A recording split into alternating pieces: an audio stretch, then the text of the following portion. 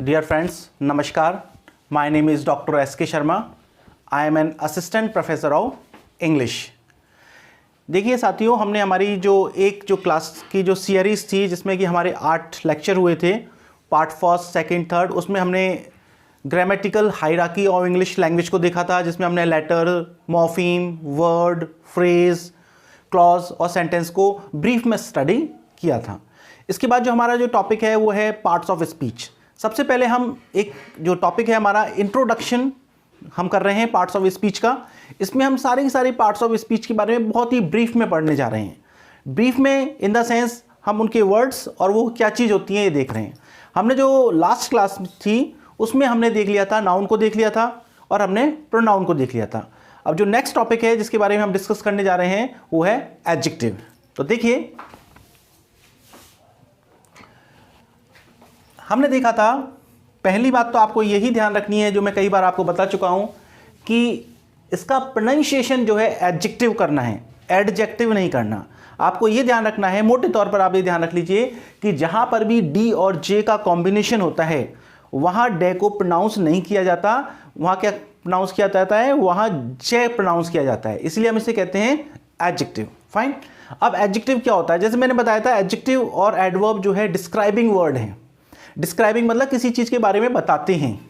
अब एडजेक्टिव किसके बारे में बताता है? तो आपको ध्यान रखना है, एडजेक्टिव जो है नाउन या प्रोनाउन के बारे में बताता है या नाउन या प्रोनाउन की विशेषता बताता है। तो यदि एडजेक्टिव की बात करें तो हमें दो चीज़ें ध्यान रखनी है, noun and second one is pronoun. Noun and pronoun.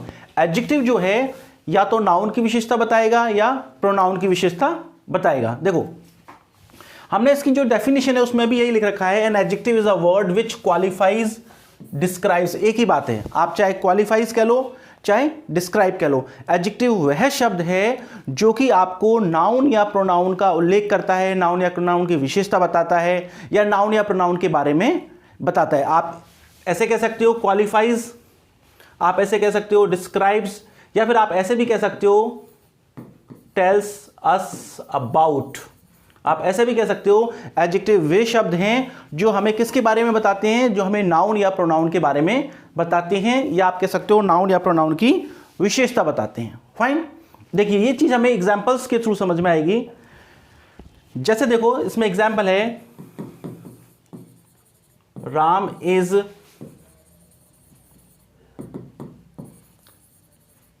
Intelligent. मैंने कहा राम इज इंटेलिजेंट, INTELLIGENT। तो देखो, राम जो है हम जानते हैं कोई भी पर्सन, प्लेस, थिंग और कोई भी आइडिया, ये सब क्या होते हैं? नाउन होते हैं। तो राम जो है पर्सन है, तो ये क्या हो गया? नाउन। ये क्या हो गया? नाउन। अब यहां पर जो इंटेलिजेंट वर्ड है, होशियार शब्द है, ये किसके बारे में बता रहा है? ये बता रहा है किसके बारे में? राम के बारे में। यहां जो होशियार शब्द है वो किसके बारे में बता रहा है? राम के बारे में। और राम जो है नाउन है, और हमने ये कहा था कि जो नाउन के बारे में बताता है या नाउन की विशेषता बताता है उसे क्या बोलते हैं? उसे एडजेक्टिव बोलते हैं। तो ये क्या हो गया आपका? एडजेक्टिव। ओके, हमारा एग्जाम्पल है, देखो, राम इज इंटेलिजेंट। तो इंटेलिजेंट वर्ड जो है किसके बारे में बता रहा है? राम के बारे में। इसलिए क्या हो गया? ये एडजेक्टिव हो गया। फाइन। फिर देखिए, नेक्स्ट जो हमारा एग्जाम्पल है उसमें है ही इज इंटेलिजेंट। अब देखो, हमें पता है कि ही प्रोनाउन है। अब हमने क्या किया? राम की जगह ही वर्ड यूज कर लिया। अब हमने कहा ही इज इंटेलिजेंट। अब यहां पर इस सेंटेंस में जो इंटेलिजेंट शब्द है ये किसके बारे में बता रहा है? ही के बारे में। वह होशियार है। तो यहां पर जो इंटेलिजेंट शब्द है वो किसके बारे में बता रहा है? ही के बारे में। और ही क्या है? प्रोनाउन है। और हमने यही पढ़ा था कि जो नाउन या प्रोनाउन के बारे में बताते हैं, नाउन या प्रोनाउन की विशेषता बताते हैं, वो क्या कहलाते हैं? वो एडजेक्टिव कहलाते हैं। फाइन। ओके। अब देखिए, इसके अलावा जो आपका नेक्स्ट जो एग्जाम्पल है वो है Ram is an intelligent boy. आपने कहा Ram is an intelligent boy. अब देखो, यहां पर ये जो शब्द है बॉय, BOY बॉय, और ये इंटेलिजेंट, तो यहां पर ये जो लड़का है, लड़के की विशेषता बता रहा हूं। लड़का कैसा है? होशियार है। लड़का कैसा है? होशियार है। मैंने कहा इंटेलिजेंट बॉय, तो बॉय का मतलब क्या है? लड़का। और लड़का क्या होगा? नाउन होगा। लड़का कोई भी पर्सन होगा। इस लड़के के बारे में बता रहा हूं कि लड़का कैसा है? होशियार है, तो यहां पर ये इंटेलिजेंट वर्ड क्या हो गया, एडजेक्टिव हो गया। फाइन। अब देखो आपने एक चीज का ध्यान रखना है, क्या ध्यान रखना है, आपने ये जो दो एग्जाम्पल देखे, आपने कहा राम इज इंटेलिजेंट, यहां पर इंटेलिजेंट शब्द राम के बारे में बता रहा था, राम जो नाउन है इसलिए आपने कहा एडजेक्टिव है। सेकंड सेंटेंस जो है उसमें आपने कहा ही इज इंटेलिजेंट, आपने कहा वह होशियार है, यहां पर जो इंटेलिजेंट शब्द है ही के बारे में बता रहा है, ही क्या है, प्रोनाउन है, इसलिए क्या है, ये एडजेक्टिव है। और जो लास्ट वाला जो सेंटेंस है इसमें आपने कहा कि Ram is an intelligent boy, तो यहां पर क्या किया आपने कि ये जो बॉय है, लड़का जो है, उसके बारे में बता रहा है ये शब्द, इसके बारे में बता रहा है। तो आपने यदि ये BOY शब्द जो है किसके, आई एम सॉरी, ये इंटेलिजेंट शब्द जो है ये किसके बारे में बता रहा है, BOY के बारे में बता रहा है। BOY बॉय लड़का, और लड़का क्या होता है, नाउन होता है, इसलिए एडजेक्टिव है। लेकिन हमने देखा कि ये जो दो सेंटेंस थे इसमें आपका जो एडजेक्टिव है ये वर्ब के बाद आया है। आपके सेंटेंस नंबर 1 और सेंटेंस नंबर 2 में आपका जो इंटेलिजेंट शब्द जो यानी जो एडजेक्टिव है वो वर्ब के बाद आया है। क्या आता है, वर्ब के बाद आया है। और यहां पर ये जो है नाउन से पहले आया है। तो आपने देखा एक में तो आगे आया है और एक में पीछे आया है। आपने देखा कि यहां पर तो ये नाउन से आगे आ गया और यहां ये क्या हुआ, वर्ब के पीछे आ गया। तो इसके अकॉर्डिंग जो है एडजेक्टिव के दो प्रकार होते हैं, इसके अकॉर्डिंग एडजेक्टिव के दो प्रकार होते हैं। ये वाले जो एडजेक्टिव हैं इनको बोलते हैं प्रेडिकेटिव एडजेक्टिव। ये वाले जो एडजेक्टिव हैं इनको कहते हैं प्रेडिकेटिव, और ये वाला जो एडजेक्टिव है इसे बोलते हैं एट्रीब्यूटिव।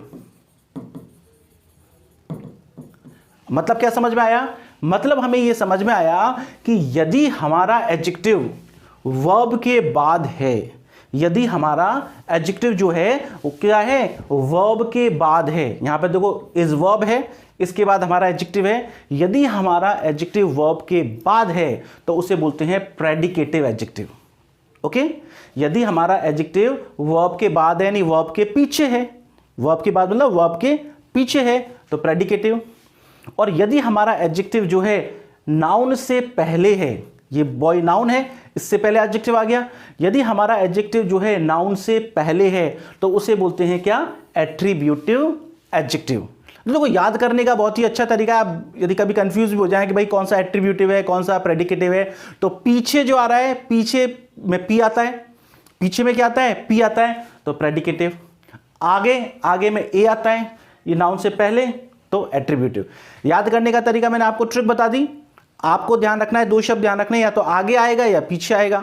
यदि वर्ब के पीछे आ रहा है तो पीछे पी से बनता है तो आप ध्यान रखना प्रेडिकेटिव, और नाउन से पहले आ रहा है यानी नाउन से आगे आ रहा है तो एट्रीब्यूटिव। तो ये हम इसके बारे में डिटेल में पढ़ेंगे, एट्रीब्यूटिव एडजेक्टिव क्या होता है, प्रेडिकेटिव एडजेक्टिव क्या होता है। अभी इनके बारे में हम डिस्कस नहीं कर रहे हैं। अभी तो हमने केवल इतना सा पढ़ा कि जो नाउन या प्रोनाउन की विशेषता बताते हैं, नाउन या प्रोनाउन को क्वालिफाइज करते हैं, नाउन या प्रोनाउन को डिस्क्राइब करते हैं, या they tell us about noun और प्रोनाउन, वो सब क्या कहलाते हैं, एडजेक्टिव कहलाते हैं। एडजेक्टिव में हमने थोड़ा सा और पढ़ा कि एडजेक्टिव जो है दो तरीके के हो सकते हैं, या तो प्रेडिकेटिव या एट्रीब्यूटिव। यदि आगे मतलब नाउन के आगे आए तो एट्रीब्यूटिव, और वर्ब के पीछे आए तो predicative. Fine.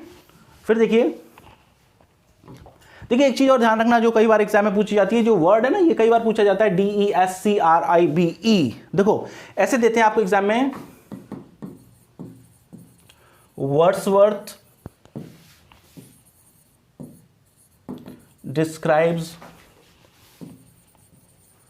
About the beauty of nature. इस तरीके के सेंटेंस आते हैं और आपसे पूछते हैं कि इसमें कोई एरर है क्या। Wordsworth describes about the beauty of nature. Wordsworth जो है वो नेचर की ब्यूटी, प्रकृति की सुंदरता के बारे में बताता है। फाइन। तो आपको ऐसा लगता है के बारे में बताता है, ठीक है, लेकिन आपको एक चीज ध्यान रखनी है, यहां पर अबाउट नहीं आएगा। ध्यान रखना, डिस्क्राइब जो वर्ड है उसके बाद प्रेपोजिशन नहीं आता है। Describe is never followed by any preposition. Describe जो शब्द है उसके बाद कोई भी प्रेपोजिशन नहीं आता है। तो आपको क्या लिखना है, सीधा Wordsworth describes the beauty of nature, about नहीं आएगा। इसीलिए हमने सीधा कर रखा है क्वालिफाइज या डिस्क्राइब्स ए नाउन। ऐसे नहीं कर रखा है कि डिस्क्राइब्स अबाउट ए नाउन, हमने क्या कहा है, डिस्क्राइब्स ए नाउन।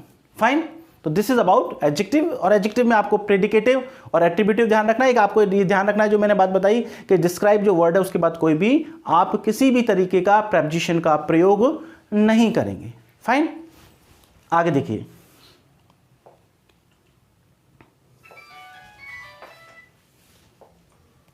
नेक्स्ट है वर्ब। देखिए, आई एम सॉरी,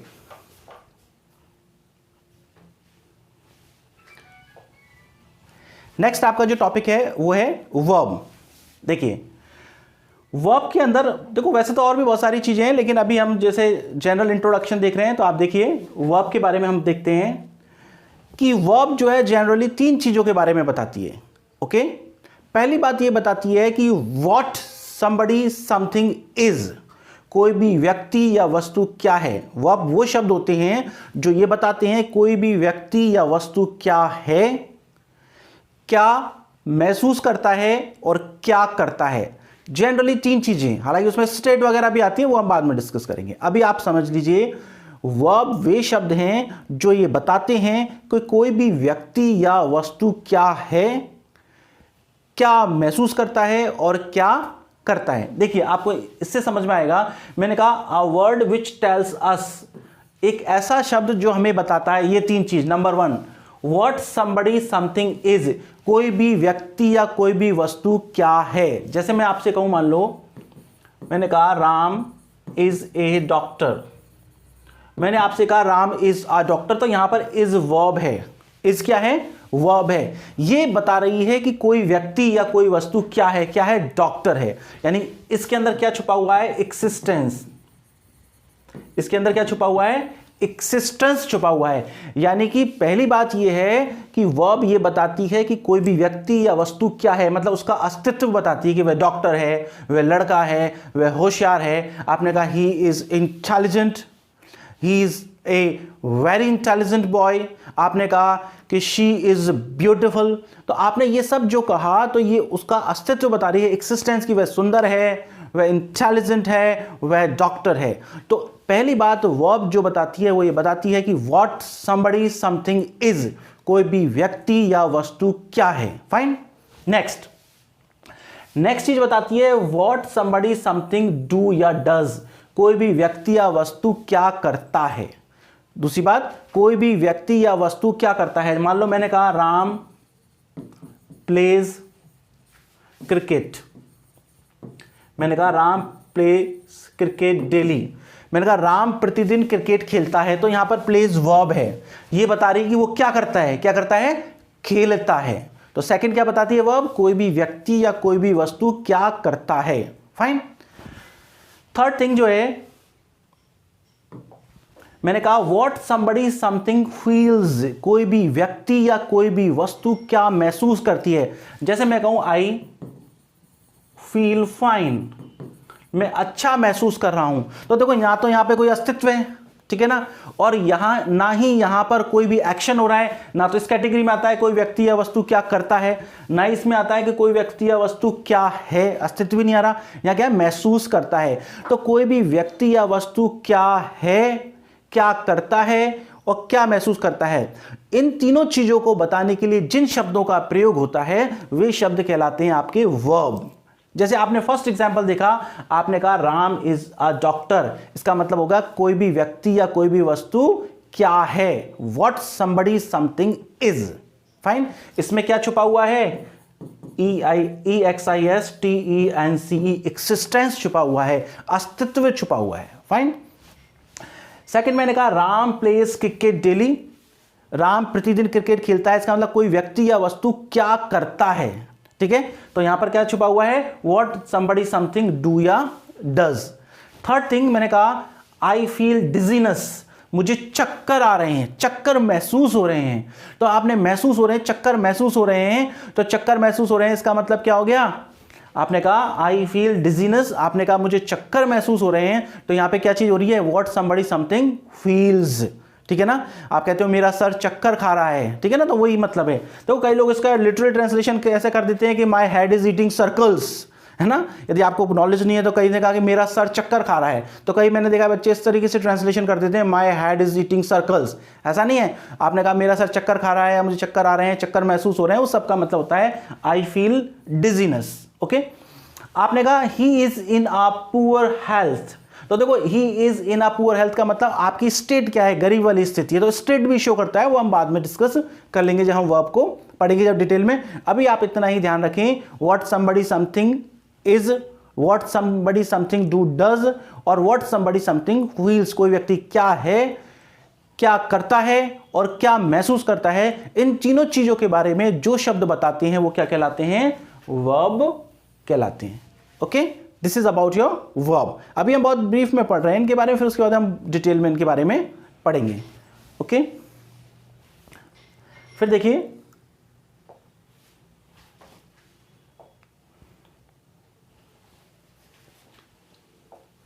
देखो, जैसे कि कुछ स्टूडेंट्स हैं जिन्होंने मेरे से लिटरेचर की डिमांड की थी, तो मैं आपको एक बार फिर बता देता हूं, हालांकि मैं बता चुका हूं कि आपकी Friday, Saturday, Sunday literature start हो जाएगी। इन तीनों दिनों में आपको लिटरेचर मिलेगी, और मंडे, ट्यूसडे, वेंसडे और थर्सडे इनमें आपको ग्रामर मिलेगी। इसके अलावा बीच बीच में जो भी टेलीग्राम चैनल पर जितने भी क्वेश्चन आते हैं उनके वीडियो सोल्यूशन में बताऊंगा। इस संडे को आपका टेस्ट है, आपको विशेष ध्यान रखना है। जो भी स्टूडेंट्स रेगुलर क्लासेस ले रहे हैं फर्स्ट क्लास से, वो विशेष ध्यान दें, इस बार आपका टेस्ट है। और टेस्ट मैंने आपको बताया था, उसके लिए आपको जो है लिंगा फ्रैंका ऐप जो है अपना प्ले स्टोर से डाउनलोड कर लेना है और टेस्ट देना है, बिल्कुल फ्री है, टेस्ट भी फ्री है। वो टेस्ट का सिस्टम इस पर यूट्यूब चैनल पर नहीं हो सकता, इसलिए आपको उस पर आपको टेस्ट मिलेंगे, और टेस्ट भी फ्री है, सारी क्लासेस फ्री हैं, बिल्कुल निःशुल्क है, सारी चीज़ें बिल्कुल निःशुल्क है। और आपको इस निःशुल्क क्लासेस में ही पूरा ग्रामर का कोर्स कंप्लीट कराया जाएगा, एक एक। आप किसी भी एग्जाम की तैयारी कर रहे हो, कई बच्चे मेरे से पूछ रहे सर ये एलडीसी के लिए भी है क्या, तो आप ध्यान रखें ये हर एग्जाम के लिए है। जब ये ग्रामर का कोर्स होगा तो कोई एग्जाम का एक भी टॉपिक इसमें रहेगा ही नहीं कि भाई ये एग्जाम दे रहे हैं और हमें इस टॉपिक की एक्स्ट्रा जरूरत है। मेरे माइंड में सारी की सारी एग्जाम्स जो है उनका सिलेबस, उनका पैटर्न सब कुछ दिमाग में है, उसी के अकॉर्डिंगली मैं इस कोर्स को डिज़ाइन कर रहा हूं, और मैंने किया है उसी के अकॉर्डिंग इस कोर्स को डिज़ाइन किया है, और आगे आपको पता लगेगा। आप एक बार थोड़ा पेशेंस से, धैर्य से इन क्लासेस को लें, पूरा का पूरा नोट्स बनाएं, आपको बाद में फील हो जाएगा कि कोई भी एग्जाम जो है इससे बाहर है ही नहीं, चाहे ग्रामर की बात हो चाहे वोकैबुलरी की बात हो। तो आप टेलीग्राम चैनल ज्वाइन कर लें, जिससे कि आपको क्या है, मैंने कहा कि सारे के सारे जो एक्सरसाइजेज हैं, देखो कई बच्चों ने जो है ऐप जो है डाउनलोड कर लिया है, उसमें जो है कई सारी चीज़ें हैं, वो चीज़ें उनका फ़ायदा उठा रहे हैं। तो आपको मैं फिर बता रहा हूँ, वो टेस्ट जो हैं सारे के सारे टेस्ट जो आपको यहाँ ग्रामर के पढ़ाए जाएगा, वो सारे के सारे टेस्ट जो है उसमें फ्री हैं। और इसके अलावा लिटरेचर से रिलेटेड जब लिटरेचर की क्लासेस चलेंगी तो लिटरेचर के भी टेस्ट रखूंगा मैं, और लिटरेचर के टेस्ट के लिए भी आप उसको ऐप को डाउनलोड कर लें, और वो भी फ्री हैं। कुछ भी चीज़ का कोई भी आपको कोई चार्ज नहीं देना, सारी चीज़ें निःशुल्क हैं। आप इसका जितना ज़्यादा से ज़्यादा फ़ायदा उठा सकते हो उठाइए। यदि आपको ऐसा लगता है कि कंटेंट अच्छा है, कुछ बेनिफिट कर रहा है आपको, तो आप निश्चित रूप से फ़ायदा उठाइए, और बाकी के जो लोग हैं उनको भी ये मैसेज जो है कन्वे कीजिए। देखिए नेक्स्ट टॉपिक है आपका प्रेपोजिशन। देखो पहली बात तो मैंने आपको बताया ही था कि कई लोगों के साथ तो प्रॉब्लम यह है कि उसका प्रोनाउंसिएशन ही गलत करते हैं, इसको प्रीपोजिशन बोलते हैं। तो आपको प्रीपोजिशन नहीं बोलना, इसका करेक्ट प्रोनाउंसिएशन जो है प्रेपोजिशन है। इसका करेक्ट प्रोनाउंसिएशन ये है, आप मैं ऐसे समझा देता हूं, ऐसे समझ लीजिए। हालांकि ये बिल्कुल करेक्ट नहीं है क्योंकि मुझे इसका ट्रांसक्राइब करना पड़ेगा, और अभी मैं ये मान के चलता हूँ आपको ट्रांसक्रिप्शन नहीं आता है, क्योंकि मैंने आपको ये बताया था, मैं ये मान के चल रहा हूँ कि आप जो भी कोर्स कर रहे हैं अभी उनका 0 लेवल है, और ये जो 6 महीने बाद आप देख लेना आपका लेवल कितना अच्छा हो जाएगा, एडवांस्ड लेवल तक आपको पहुँचा दूंगा। और जिनका पहले से कुछ लेवल है उनको तो बहुत ही ज़्यादा बेनिफिट है, उनको तो बहुत सारी चीज़ें, इतनी सारी चीज़ें आपको नहीं मिलेंगी, एक्सरसाइज करने को मिलेगी बहुत ज़्यादा, उनको तो और भी ज़्यादा बेनिफिट है। तो मैंने कहा प्रेपोजिशन, इसका प्रोनाउंसिएशन क्या होगा, प्रेपोजिशन। अब देखिए प्रेपोजिशन के बारे में आपको ध्यान रखना है। पहली बात मैंने बताई थी कि प्रेपोजिशन जो है जॉइनिंग वर्ड है, ये जॉइन करता है, जॉइन करना कनेक्ट करता है। प्रेपोजिशन जॉइनिंग वर्ड है, कनेक्ट करता है, लेकिन मैंने आपको बताया था कि ये ध्यान रखना है किसको कनेक्ट करता है, किसको ज्वाइन करता है। ये दो चीज़ों को ज्वाइन करता है, number 1 noun, second one is pronoun. Preposition जो है जॉइनिंग वर्ड है, ज्वाइन करता है, कनेक्ट करता है, लेकिन ये किन चीज़ों को ज्वाइन करता है, किन चीज़ों को कनेक्ट करता है, ये कनेक्ट करता है नाउन और प्रोनाउन को। तो नाउन या प्रोनाउन को वो सेंटेंस के बचे कुछ हिस्से से जोड़ देता है। Preposition is a joining word which joins noun और pronoun with the remaining part of the sentence. Preposition एक जॉइनिंग वर्ड है जो नाउन या प्रोनाउन को सेंटेंस के बचे कुचे हिस्से से जोड़ देता है। जैसे देखिए, मैं आपको यदि एग्जांपल बताऊं, मैं कहूं, सॉरी, मैंने आपसे कहा Ram is standing at the door. मैंने आपको एक एग्जांपल दिया, मैंने कहा राम इज स्टैंडिंग, STANDING, मैंने कहा Ram is standing at the door. अब देखिए इसमें जो एट वर्ड है, AT, एट, ये प्रपोजिशन है। ओके, यहां पर AT, एट जो वर्ड है वो क्या है, प्रपोजिशन है। फाइन, ये देखो इसमें AT को एट भी बोल सकते हो और AT को अट भी बोल सकते हो, है ना। ये वीक फॉर्म होती हैं और स्ट्रांग फॉर्म होती हैं, ये आप फोनेटिक्स में आप पढ़ेंगे, जब आगे हम पढ़ेंगे, जब फोनेटिक्स में जब ट्रांसक्रिप्शन पढ़ेंगे, स्ट्रेस पढ़ेंगे, इंटोनेशन पढ़ेंगे, ये जो टॉपिक्स पढ़ेंगे, जब हम इसमें डिस्कस करेंगे कि वीक फॉर्म क्या होता है, स्ट्रांग फॉर्म क्या होता है, एट कहाँ बोलना चाहिए, अट कहाँ बोलना चाहिए, ठीक है ना। अभी तो आप इसको जैसे मैं सुन रहा हूँ वैसे ही समझ लो आप, तो ठीक है। Ram is standing at the door, आपने ये कहा, तो यहां पर देखो आपने कहा AT, एट, एट प्रपोजिशन है, और DOOR, डोर, दरवाजा, दरवाजा कोई वस्तु है, कोई भी व्यक्ति, वस्तु, स्थान, आइडिया, इन सबको आप क्या कहते हो, नाउन कहते हो, ठीक है। तो आपने देखा कि ये जो डोर है ये तो नाउन है, ओके, और ये एट आपका क्या है, प्रपोजिशन है। अब ये प्रपोजिशन क्या कर रहा है, ये प्रपोजिशन इस नाउन को, ये प्रपोजिशन इस नाउन को, ये जो सेंटेंस का बचा कुचा हिस्सा है, राम इज स्टैंडिंग, सेंटेंस के बचे कुछ हिस्से से जोड़ रहा है, ज्वाइन कर रहा है, कनेक्ट कर रहा है। दोबारा देखिए, मैंने कहा Ram is standing at the door, इसमें जो DOOR, डोर, दरवाजा, ये नाउन है और एट प्रपोजिशन है। ये एट प्रपोजिशन क्या कर रहा है, इस डोर को, यानी इस नाउन को इस सेंटेंस के बचे कुछ हिस्से से जोड़ रहा है। तो क्या हो गया, ये जॉइनिंग वर्ड। तो मैंने यही कहा था, प्रपोजिशन किसको जोड़ता है, नाउन को जोड़ता है, या फिर किसको जोड़ता है, प्रोनाउन को जोड़ता है। देखिए जैसे मैंने कहा, अब डेफिनेशन देखते हैं हम। प्रपोजिशन, डेफिनेशन में हमने कहा preposition is a linking word. Preposition जो है लिंकिंग वर्ड है, लिंकिंग का मतलब वही जॉइनिंग वर्ड, ठीक है। विच कम्स बिफोर नाउन और pronoun, this is very very important, जो नाउन या प्रोनाउन से पहले आता है। देखो ये नाउन है, इससे पहले आया है। प्रपोजिशन के बारे में फर्स्ट इंपॉर्टेंट बात, प्रपोजिशन जो है जॉइनिंग वर्ड है या लिंकिंग वर्ड है, जो कब, जो नाउन या प्रोनाउन से पहले आता है। ये बहुत इंपॉर्टेंट बात है, अभी मैं बताऊंगा इसका इंपॉर्टेंस क्या है। और क्या करता है, नाउन प्रोनाउन से पहले आके क्या करता है, एंड जॉइन, और ये क्या करता है, जोड़ देता है, देम, उनको, उनको मतलब नाउन या प्रोनाउन को किससे जोड़ देता है, with the remaining part of the sentence. Remaining part of the sentence, ये सेंटेंस के बचे कुचे हिस्से से उसे क्या कर देता है, जोड़ देता है। जैसे और एग्जांपल देखो, मैंने कहा the book is on the table. अब देखो यहां पर ऑन आपका प्रपोजिशन है, ऑन क्या है, प्रपोजिशन है, और बुक जो है, आई एम सॉरी, टेबल जो है कोई वस्तु है, इसलिए ये क्या है, नाउन है। अब आपने क्या किया, आपका ये जो प्रपोजिशन जो था ऑन, ये इस टेबल को यानी कि नाउन को, ये सेंटेंस का जो बचा कुछ हिस्सा है द बुक इज, इससे जोड़ रहा है। तो नाउन या प्रोनाउन को सेंटेंस के बचे कुछ हिस्से से जोड़ने का काम करने वाले शब्द क्या कहलाते हैं, वो कहलाते हैं प्रपोजिशन। फाइन, फिर देखिए मैंने कहा दिस इज फॉर यू। अब देखो फॉर, FOR, फॉर यहां पर क्या है, प्रपोजिशन है, और यू क्या है, यू आपको पता है, यू क्या है, प्रोनाउन है। यू क्या है, प्रोनाउन है। आपने देखा कि यहां पर दिस इज फॉर यू, आपने जब कहा दिस इज फॉर यू, तो यू जो है प्रोनाउन है, फॉर जो है प्रपोजिशन है। अब यहां पर ये जो फॉर है, यहां पर ये फॉर जो है प्रपोजिशन है, ये इस प्रोनाउन को, ये सेंटेंस का जो बचा कुचा हिस्सा है इट इज, इससे जोड़ रहा है। तो प्रपोजिशन का काम क्या होता है, प्रपोजिशन नाउन या प्रोनाउन को सेंटेंस के बचे कुचे हिस्से से जोड़ देता है। इसका मतलब प्रपोजिशन जो है क्या करता है, नाउन या प्रोनाउन से पहले आता है। इसको मैं दूसरी तरीके से, उल्टे तरीके से कह दूं कि प्रपोजिशन के बाद नाउन या प्रोनाउन आता है।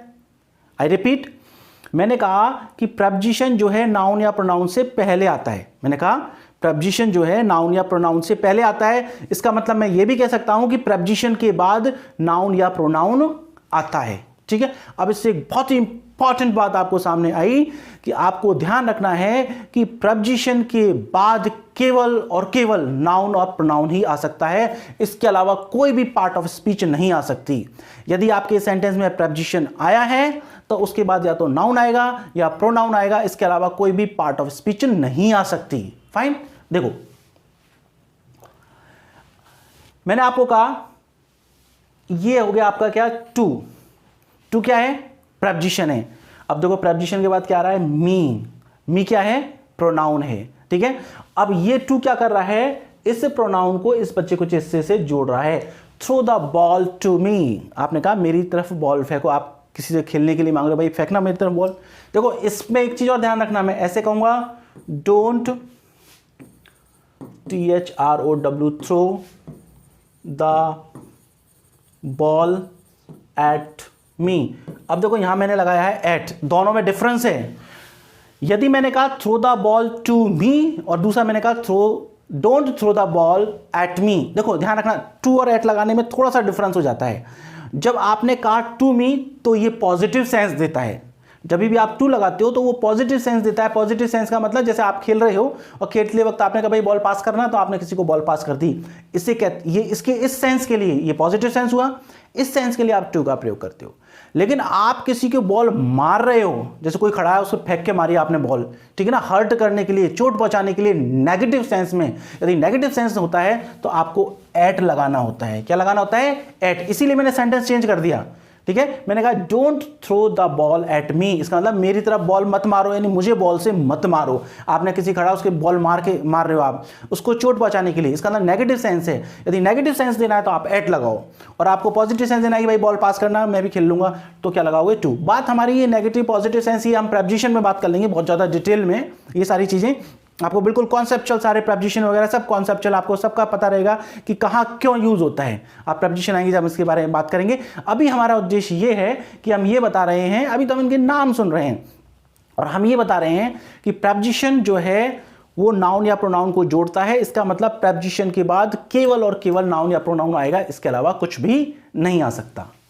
फिर देखिए आगे, मैंने कहा he insisted on flying kites. अब देखो यहां पर एक चीज और ध्यान रखना, जो आपको ध्यान रखने की, हालांकि डिटेल में हम बाद में पढ़ लेंगे। एक शब्द और होता है GERUND, एक शब्द होता है GERUND जिसको बोलते हैं जेरंड। ओके, कई लोग उसको जीरंड बोलते हैं, जीरंड नहीं होता, प्रोनाउंसिएशन होता है जेरंड।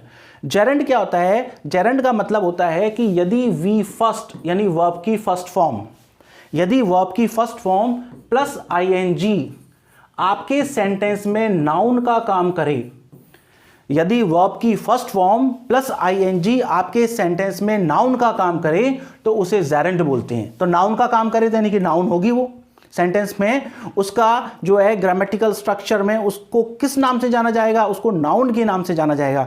आप उस पार्ट्स ऑफ स्पीच में क्या कंसीडर करेंगे, उसे नाउन कंसीडर करेंगे। एक बार फिर सुनिए, यदि वर्ब की first form plus ING noun की तरह काम कर रही है तो उसे जेरंड बोलते हैं। जैसे मैं आपको एक एग्जांपल दूं, आपने बहुत सुना होगा, आप कहते हो walking is good for health. आप कहते हो walking is good for health. तो देखो ये WAL के वॉक वास्तव में वर्ब की फर्स्ट फॉर्म होती है। वास्तव में इसकी क्वालिटी क्या है, इसकी क्वालिटी ये है कि WAL के वॉक वर्ब है, लेकिन आपने इसमें ING लगा दिया, आपने इसमें ING लगा दिया और ING लगाकर इसको क्या बना दिया, नाउन बना दिया। जब वर्ब की फर्स्ट फॉर्म प्लस ING जब नाउन का काम करती है तो उसे हम क्या बोलते हैं, उसे हम जेरंड बोलते हैं। तो यहां पर वॉकिंग क्या हो गया, जेरंड हो गया। आप ऐसे भी कह सकते हो swimming is good for health, तो SWIM स्विम मतलब तैरना। अब ये वर्ब है, इसमें ING लगाया, ING लगा के आपने इसको नाउन बना दिया। जब वर्ब की first form plus ING noun का काम करती है तो उसे जेरंड बोलते हैं। क्या बोलते हैं, जेरंड। और जेरंड नाउन का काम करती है, इसीलिए हम कहते हैं कि प्रपोजिशन के बाद जेरंड भी आ सकता है। प्रपोजिशन के बाद नाउन आ सकता है, प्रोनाउन आ सकता है और जेरंड आ सकता है। अब उसको जेरंड को मैंने रिपीट इसलिए नहीं किया क्योंकि जेरंड होता ही नाउन है। जेरंड किसका काम करता है, नाउन का ही काम करता है। वो आपकी फर्स्ट फॉर्म प्लस ING जब नाउन का काम करती है तो आप तभी तो आप उसको जेरंड बोलते हो। इसलिए मैंने अलग से इसको जेरंड मेंशन नहीं किया, लेकिन जब हम प्रपोजिशन में डिटेल में पढ़ेंगे तब इसके बारे में डिस्कस करेंगे। ठीक है, तो देखिए आपका जो एग्जाम्पल था, आपने कहा he insisted on flying kites, तो देखो यहां ऑन प्रपोजिशन है और ये वर्ब की फर्स्ट फॉर्म प्लस आईएनजी जो है यहां पर किसका काम कर रही है, पतंग उड़ाना। पतंग उड़ाना ये एक प्रोसेस है, क्या कौन सी प्रक्रिया, पतंग उड़ाने की प्रक्रिया। तो ये क्या है, FLY fly plus ING, verb की फर्स्ट फॉर्म प्लस आईएनजी किसका काम कर रही है, यहां पर नाउन का काम कर रही है, इसलिए ये क्या है, ऑन के बाद क्या आ गया, जेरेंड आ गया, और जेरेंड किसका काम करता है, नाउन का काम करता है। He insisted on flying kites, उसने पतंग उड़ाने की जिद की। ऐसे इसको देख लो, आई एम थिंकिंग ऑफ, क्या आया, प्रपोजिशन ऑफ, प्रपोजिशन के बाद नाउन या प्रोनाउन या फिर जेरेंड, जेरेंड भी नाउन होता है, तो आपने GO प्लस आईएनजी किया, गोइंग देयर, वहां जाने की प्रक्रिया।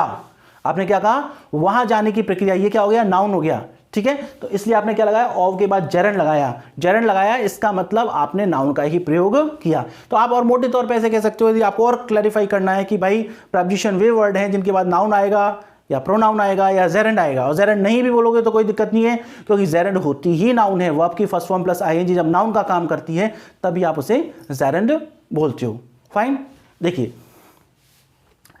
मुझे लगता है कि यहां पर आपको ये चीजें क्लियर हो गई होंगी कि भाई क्या प्रपोजिशन क्या है, ओके, और प्रपोजिशन क्या है, नाउन या प्रोनाउन, ठीक है। आपके नाउन या प्रोनाउन के पहले आता है, यानी कि नाउन प्रपोजिशन के बाद क्या आएगा, नाउन या प्रोनाउन ही आएगा। आपको मैंने एक बताया जेरेंड आ सकता है, मैंने कहा जेरेंड नाउन ही होता है, ठीक है, ओके।